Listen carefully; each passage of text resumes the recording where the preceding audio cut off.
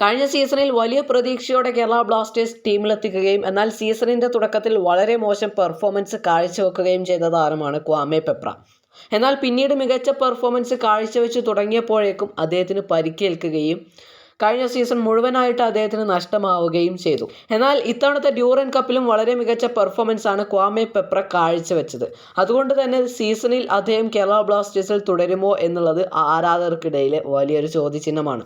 അതുപോലെ തന്നെയാണ് ജോഷുവ സൊട്ടീരിയോയും. ഒരു ഇഞ്ചുറി പ്രോണായ ജോഷുവ സൊട്ടീരിയോയ്ക്ക് ഇത്തവണയും പരിക്ക് പറ്റിയിട്ടുണ്ടായിരുന്നു. പിന്നീട് കഴിഞ്ഞ ദിവസം കേരള ബ്ലാസ്റ്റേഴ്സ് പുറത്തുവിട്ട അലക്സാണ്ടർ കോയഫിൻ്റെ പ്ലെയർ ഫോക്കസ് വീഡിയോയിൽ ജോഷുവ സൊട്ടീരിയോയും ഉൾപ്പെട്ടിട്ടുണ്ടായിരുന്നു. ഇതോടെ ജോഷുവ സൊട്ടീരിയോ ആരാധകർക്കിടയിൽ ശ്രദ്ധ നേടിയിട്ടുണ്ട്. അദ്ദേഹം അടുത്ത സീസണിൽ കേരള ബ്ലാസ്റ്റേഴ്സിൽ തുടരുമോ എന്നതാണ് ആരാധകർ ഉറ്റുനോക്കുന്നത്. അങ്ങനെയാണ് എങ്കിൽ കേരള ബ്ലാസ്റ്റേഴ്സിൻ്റെ 6 വിദേശ സൈനിങ്ങുകൾ പൂർത്തിയായി എന്നൊക്കെ റിപ്പോർട്ടുകൾ പുറത്തു വരുന്നുണ്ട്. എന്നാൽ അതെല്ലാം സത്യമല്ല എന്ന് തന്നെ പറയേണ്ടി വരും.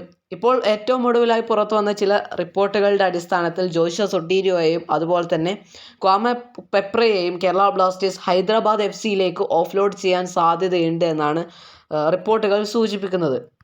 കഴിഞ്ഞ ദിവസം സ്റ്റീവൻ ജോവറ്റിച്ചിൻ്റെ സൈനിങ് പരാജയപ്പെട്ടതോടെ മറ്റു 2 വിദേശ താരങ്ങളുമായും കേരള ബ്ലാസ്റ്റേഴ്സ് ചർച്ചകൾ നടത്തുന്നുണ്ട് എന്നുള്ള റിപ്പോർട്ടുകൾ പുറത്തു വന്നിട്ടുണ്ടായിരുന്നു. എന്തായാലും ഇരുവരും ക്ലബ്ബ് വിടുകയാണ് എങ്കിൽ കേരള ബ്ലാസ്റ്റേഴ്സിന് 2 വിദേശ സ്ട്രൈക്കർമാരെ കൂടി ടീമിലെത്തിക്കേണ്ടി വരും.